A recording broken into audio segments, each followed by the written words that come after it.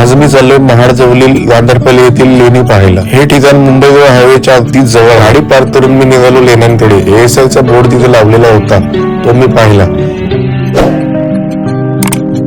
सुरुवातीला मला एक स्तूप दिसला आणि त्याच्या मागे अजून एक मला बोर्ड पाहायला मिळाला. तो माहिती फलक मी वाचल्यानंतर निघालो लेण्यांकडे.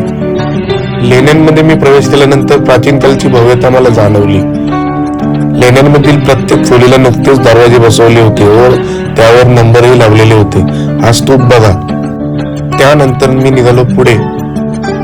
हेच ते गांधारपल्ली गाव. याच्याच नावावर या लेण्यांना नाव आहे, गांधारपल्ली लेणी. आता काढलेलं चित्र हा पहिले चित्र बघा.